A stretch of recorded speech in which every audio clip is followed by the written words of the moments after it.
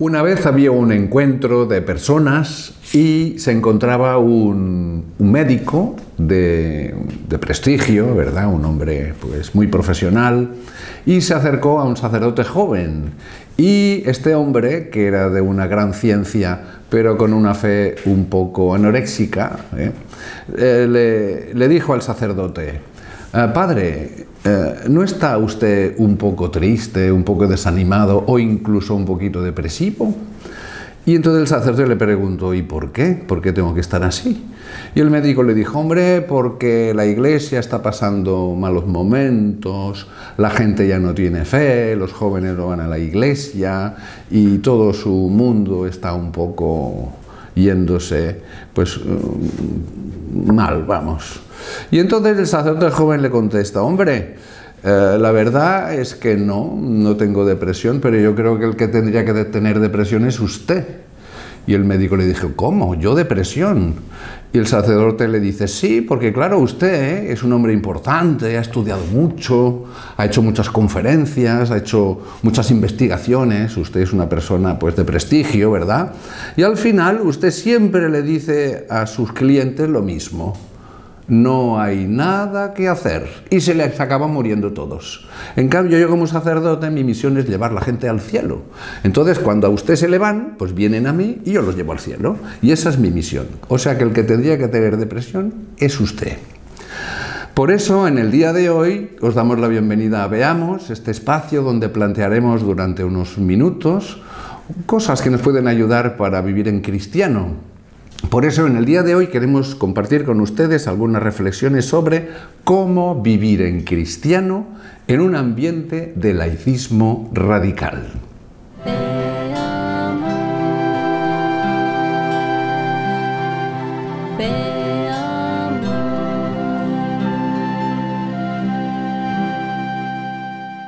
Como siempre, saludamos con afecto, con cariño y con fe a todos los televidentes que nos veis desde cualquier lugar del mundo, ¿verdad que sí? Por eso en el día de hoy queremos hablar, como decíamos, sobre el ambiente en el cual vivimos, que es realmente difícil en estos tiempos que estamos viviendo, que no han sido mucho más fáciles en otros momentos de la historia, por supuesto, pero hoy queremos aprender algunas pistas que nos pueden ser claves para cómo mantener la fe y vivirla con coherencia en estos momentos presentes. Por eso el Padre Enrique pues, nos puede ayudar en esta reflexión, que por cierto saludamos a Gabriel y a Graciela de Uruguay, que son los que nos han propuesto precisamente este tema: cómo vivir en cristiano en esta sociedad de hoy. Entonces, Gabriel y Graciela, en su correo, nos hablaban de laicismo radical. Yo le preguntaría al Padre Enrique: Padre, podríamos empezar diciendo ¿cómo entiende usted esto del laicismo radical? Bueno, el laicismo radical es esa actitud que tienen algunos y algunas sociedades enteras de apartar la religión y la religiosidad y la fe de cualquier ámbito público, desde las calles, sacando todo lo que sean cualquier tipo de manifestación religiosa o poniendo pegas a la mayoría, o en algunas cosas haciendo laicas las cosas religiosas, pero sobre todo apartando todo lo que sea fe que no se pueda vivir públicamente. Como máximo que quede encerrada en las iglesias y como mucho que pueda estar en las casas, pero ya eso ya es mucho. Pero a nivel público ha de desaparecer, no se puede, y además se hace de una forma muy consciente de que la gente no pueda o crea que no puede dar argumentario que tenga que ver algo con la fe en nada. En todo se ha de razonar razonablemente, digamos, por decirlo mal dicho, La mentalidad es esa, en el fondo es, en origen la laicidad venía a ser una separación justa entre lo que es Iglesia y Estado, pero lo que se está transformando, lo que es el laicismo radical, es Dios no ha de existir en nuestra sociedad. Y todo lo que venga de Dios, o sea, argumentario de alguna forma religioso, es de memos, es de tontos, es de gente de poca cultura, se desprecia, se aleja de cualquier realidad de la gente bien. Entonces, en ese sentido es muy peligroso, porque lo que está haciendo es tratar al cristiano como, y solo al cristiano, como una cosa que es tercermundista en el peor sentido, o sea, como una cosa que es para tontos, para pobres, para gente ignorante. Y digo solo cristianos porque no les importa que hayan signos masónicos, signos budistas, signos incluso musulmanes, no hay problema con eso. El problema es el católico, incluso protestantes. El problema es el católico. Y eso viene dirigido desde una mentalidad muy curiosa. Es, en el fondo saben que el católico es el que tiene la verdad, y la verdad no interesa. Ahí está el problema de fondo, y un problema que no se dan cuenta. ¿Por qué solo a los católicos es esa guerra? Porque saben que el católico puede tener razón. Los demás ya saben que hay, bueno, que son modas, que son cosas, pero el católico es el que hay que derrotar. Pero aquí también hay cosas psicológicas. Muchos de los que se ponen en contra habían sido católicos y han de justificar su no fe, y por eso han de ir contra todo lo que sea cristiano. Eso sin contar que hay países que son anticristianos de generación en generación. Hablamos de varios países de América que son masones de muchas generaciones, y entonces todo lo que sea la religiosidad se permite en algunos casos, pero hasta un límite, y el límite es bajo. Me explico, que se permiten cosas mucho, claro, que no molesten, y sobre todo en el ámbito público de la discusión política o la discusión simplemente social o educativa, ahí que no se pongan, ahí fuera, no han de estar para nada. Es un problema muy grave, porque, sobre todo porque el cristiano que quiere ser coherente con su fe se ve totalmente desplazado, y por eso para muchos es un problema vivir. Dicen, ¿cómo vivo yo en cristiano en un país que no me deja vivir en cristiano? Entonces, ¿cómo jugamos a este juego? Entonces no es un juego, pero para entendernos. ¿Es fácil? No. Entonces por eso hablaremos de esto. Claro, por eso nos interesaba, padre, que nos diera algunas pistas de cómo vivir nuestra fe en estos ambientes, porque claro, si pudiéramos, pues nos iríamos a otro sitio donde pudiéramos vivir, pero me parece a mí que lo interesante es vivir allí donde el Señor nos toca, donde claro, nos toca. Ahí está. Entonces estamos, en este caso yo en Barcelona, tú ahora en este momento en Sabadell, yo desde Tarrasa, cada uno claro, donde le toca vivir. Hay laicos que no, hay laicos que viajan, que por trabajo han tenido que dejar sus casas, sus países y tal, pero donde les toca vivir han de vivirlos. Claro. Entonces, vayamos directamente a algunos temas que tocan. Algunas pistas, padre, sí. La primera es ser conscientes de que los cristianos hoy y siempre somos una minoría. Benedicto XVI decía una minoría creativa de ser, pero una minoría. Quiere decir eso, que no tengamos miedo a ser distintos. Eso es un problema muy serio, porque la mentalidad moderna lo que quiere es, por una parte, te venden que tú eres libre y puedes hacer lo que quieras y que no importa que seas diferente de los demás, pero después hay toda una serie de redes de moda que te van diciendo, oye, sí, pero católico no, sí, pero de estos partidos no, sí, libre, pero has de hacer lo que hacen los demás, sí, libre, pero solo para estas cosas. En todo lo demás, lo que diga la moda, lo que digan las ideologías, lo que digan los partidos, y allí te vas quedando encorsetado. Entonces el cristiano debe saber, primero, que es una minoría, que piensa diferente que los demás, y qué.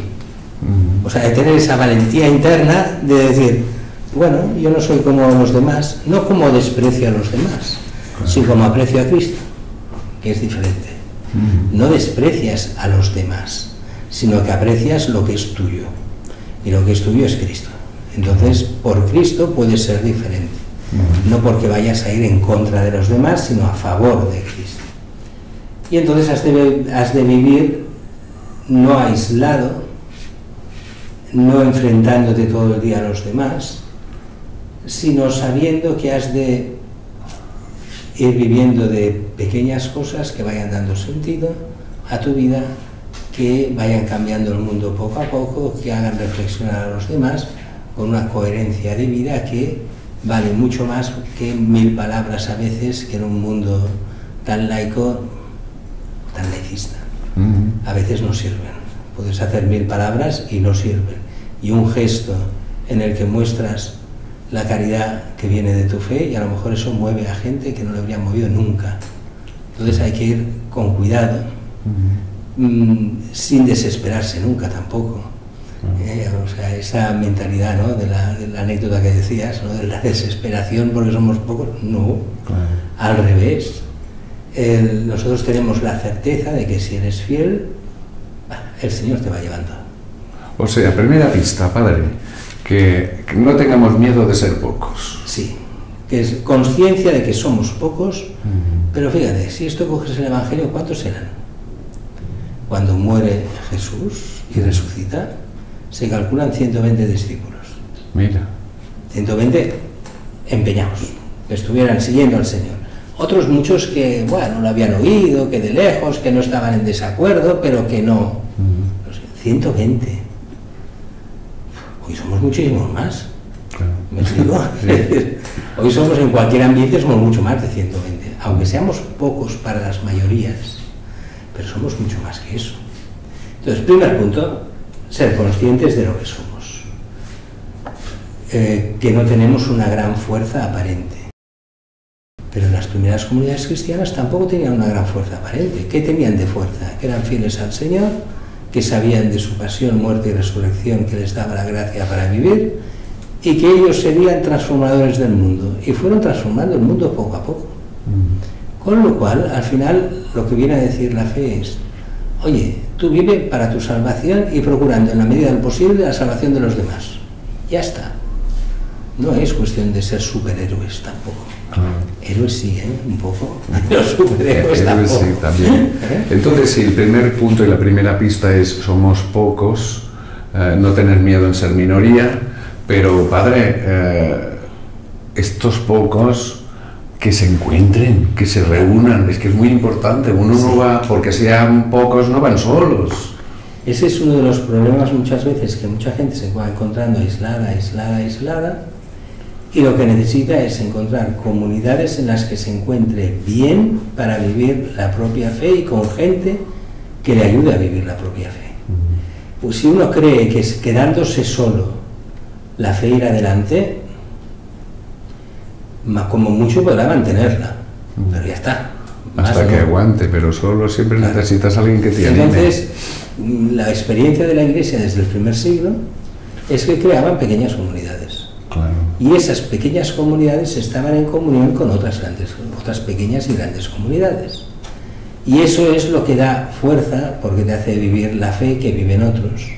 Te hace conocer los testimonios de los mártires, de otros confesores de la fe, de otra gente que ha sufrido lo que has sufrido tú, de gente que vive los mismos problemas, y te va haciendo ver que es posible ser cristiano en medio de dificultades.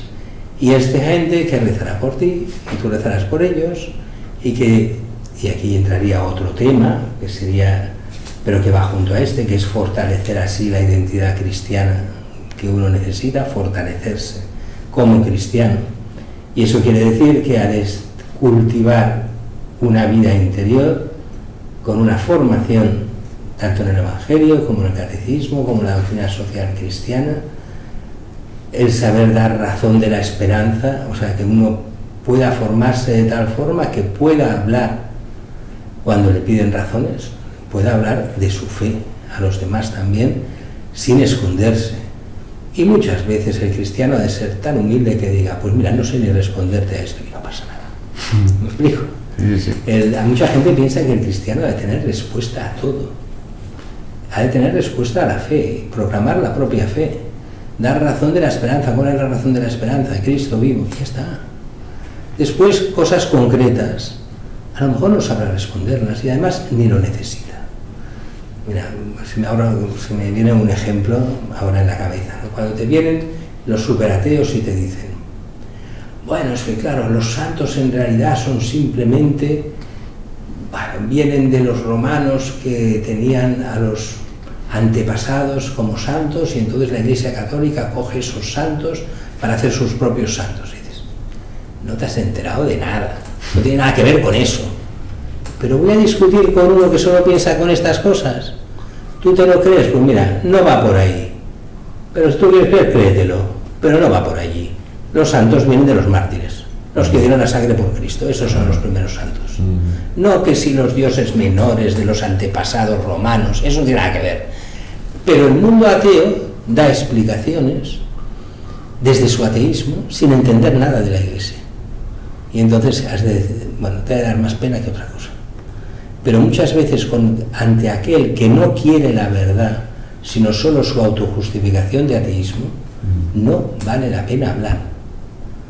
Porque solo vale la pena hablar con aquel que desde la buena fe, o al menos desde la buena voluntad, aunque no tenga fe, quiere aprender cómo viven los cristianos. Entonces vale la pena responder. Porque lo que quiere es saber para ver si encajaría o no, si eso es la verdad o no. Entonces vale la pena hablar. Pero ante el que va solo probándote para ir en contra, ¿tú quieres ir en contra? ¿Ves? ¿Qué problema hay? Ninguno, pero déjame tranquilo. El problema es tuyo, no es mío. Me explico, cuando no hay esa voluntad. Pero hemos de estar formados, vida interior profunda, sin vida de oración, no se aguanta en el laicismo. Esto yo lo he visto incluso en nuestro ambiente, que es bastante laico. Bueno, entre los curas exactamente no, pero entre los parroquianos y hay mucha gente que está en ambientes muy, muy laicos. ¿Y qué es lo que vemos? La gente se muere cuando toda su vida de oración se reduce a una misa el domingo y a lo mejor 3 Ave Marías por las noches. Con eso no vives. Necesitas mucho más que eso. Entonces, eso se ve en la mayoría de parroquias. ¿Cuáles son los cristianos que ves activos? Lo primero, los que van a misa diaria. Parece una tontería, pero cuando empiezas a ir a misa diaria te lo estás tomando en serio. ¿Que es necesaria la misa diaria para salvarse? No. ¿Qué cosa muy buena? Sí. Me explico, son cosas diferentes. Pero se necesita muchas veces contacto con la palabra de Dios, contacto con gente que siendo cristiana y que ya ha meditado y ha pensado y ha tenido tus problemas, te ilumine, porque si has de empezar tú solo de cero, que no aguantas, ¿eh? Es decir, no. Entonces es mejor que haya gente que te vaya llevando, ayudando en todo esto. Entonces tenemos, padre, vamos a repasar un poquito, que no tengamos miedo de ser pocos, que vivamos en comunidad con otras personas compartiendo los valores. Los valores, la fe, las virtudes, los principios cristianos, formándose bien, formándonos, llevando una vida interior buena también. Exactamente, rezando con los demás. Una cosa muy bonita que ha dicho usted, que es muy interesante, que es que compartamos entre los cristianos las experiencias de Dios que tenemos. Eso es muy interesante, porque cuando, yo no sé si a ustedes les pasa, pero cuando viene alguna persona y dice, padre, mire qué me ha pasado, y explica lo que ha sucedido y esto, y mira cómo el Señor estaba en mi vida, a mí eso me enciende el corazón y me da ganas. Pues nada, pues hoy por ti, mañana por mí. Es esta comunidad y este fortalecimiento de la identidad cristiana que necesitamos. Eso hay que buscarlo y encontrarlo, porque es la experiencia cristiana, ¿verdad?, que nos da esa fuerza en medio del ambiente. Y luego, padre, ¿qué más pistas nos puede dar? Bueno, una es el buscar el vivir con coherencia y alegría la fe cristiana. Ah, bueno, eso sí. Porque ahí viene la gran diferencia entre lo que es la fe que se vive desde la gracia o lo que son las ideologías. ¿Qué hacen las ideologías? Te quieren implantar cosas en la cabeza, pero como que al final no son de Dios, eso lo lleva a la tristeza, a la desesperación, al ir tirando, pero no te da la alegría de Dios, es otra historia.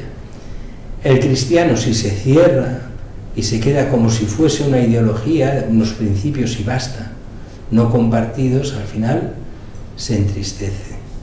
Entonces necesitas una fe vivida, compartida, que haya un mínimo de coherencia. No me vale esa mentalidad de algunos cristianos que es, yo cojo lo que quiero de la fe, pero es muy difícil en el mundo de hoy, ¿verdad? Pues mira, de la fe solo cojo la misa el domingo y 3 mandamientos. Y después hago lo que me da la gana en lo demás. Si no hay coherencia, al final te hundes. Porque al final todo lo que es de la fe va junto. Es un pack donde está Cristo en el centro y todo lo demás alrededor. Si sacas algo, al final lo pierdes todo. Si sacas cosas que son de la verdad. Entonces, coherencia y alegría desde la fe. Alegría no quiere decir ir dando brincos y saltos. Quiere decir que normalmente, excepto en momentos difíciles, el cristiano no puede ser un cristiano agrio. Sí que es verdad que hay gente que hay momentos en que tienen niveles más bajos, cuando se muere alguien de su familia, o hay problemas económicos graves, o hay momentos que uno tiene derecho a estar un poco bajo de ánimos, ¿me explico? Pero lo normal es que el cristiano esté contento con Dios, ¿me explico? Claro. Y no simplemente pues ir tirando y basta.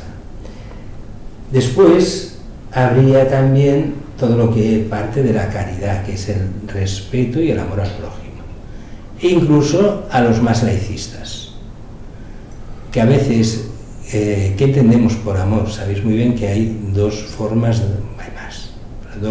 ver el amor al prójimo. Perdón, un amor a Dios y un amor al prójimo. El amor de Dios es reconocer quién es Dios y por tanto adorarlo. El amor al prójimo no es reconocer quién es el prójimo, que también, sino es querer el bien del prójimo. ¿Por qué? Porque es amado por Dios igual que a mí. Me ama al prójimo tanto o más que a mí. Así que si Dios ama al prójimo tanto o más que a mí, yo no puedo no amar al prójimo, o sea, querer el bien del prójimo. Que eso no significa tener sentimientos. No, sentimientos, recordemos siempre que esos sentimientos que se hacen por el prójimo y tal, son sentimientos románticos. Quiero decir, viene de una época romántica, donde parece que el amor sea solo el sentimiento. Pero eso es imposible. Si uno coge eso, no entenderá nunca el Evangelio. Cuando el Evangelio te dice, amar a los enemigos, ¿cómo vas a tener un buen sentimiento a alguien que es enemigo tuyo, claro, y que te quiere hacer daño? Si entiendes por amor querer el bien del prójimo, vale. Si entiendes por amor, ¡ay, qué sentimientos más bonitos con este que me quiere matar! Pues dices, mal vamos. Eso no se consigue.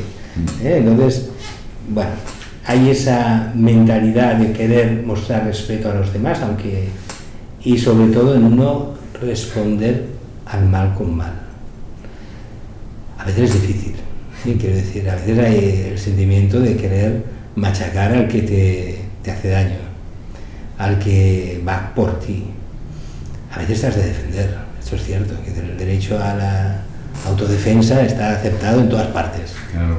Pero antes que la autodefensa está normalmente lo que es la misericordia y las ganas del perdón y en las ganas de no enfrentarse y de querer el bien propio y del otro. Después, si no hay más remedio, pues uno no se autodefiende, se puede defender. Claro. Pero si uno solo va con ganas de litigar, acaban las cosas mal. Bien, después tendríamos también la obligación, los cristianos, de cultivar una cultura cristiana. ¿Qué quiere decir una cultura cristiana?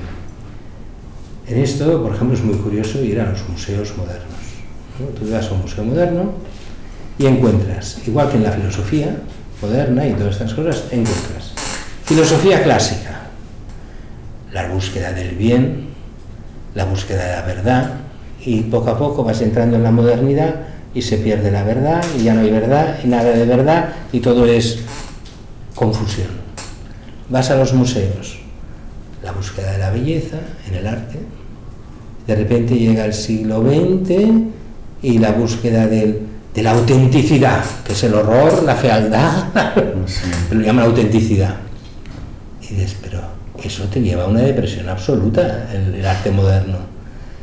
¿Qué es? Cuando aquí se entiende una cultura cristiana, quiere decir ese formarte y formar en lo que son los trascendentales de siempre, lo que es el bien, la verdad y la belleza.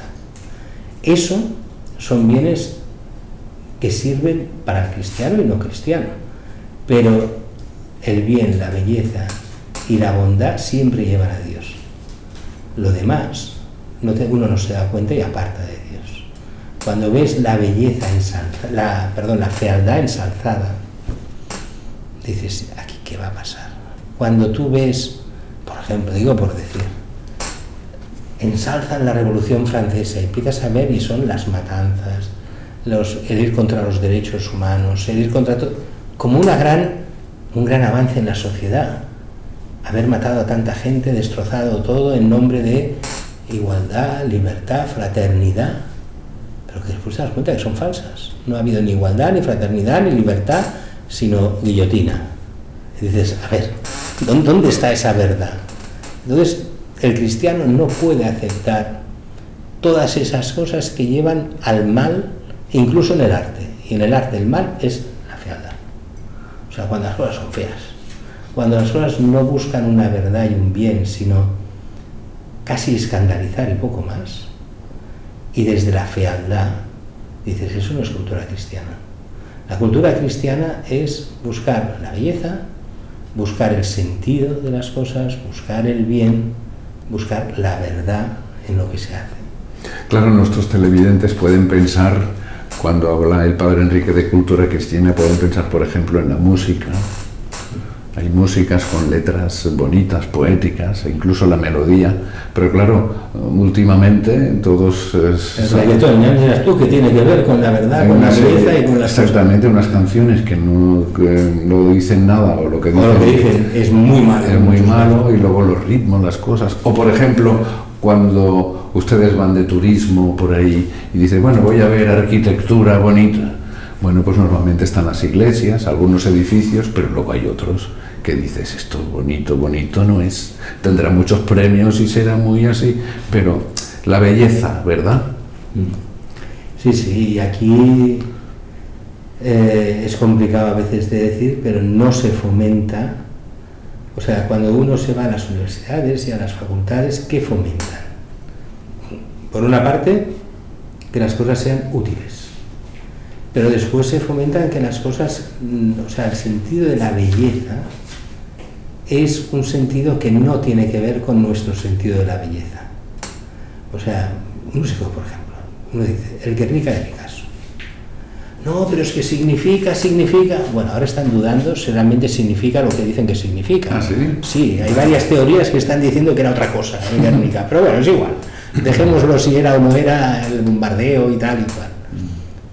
Tú lo ves y es horrible, es la fealdad.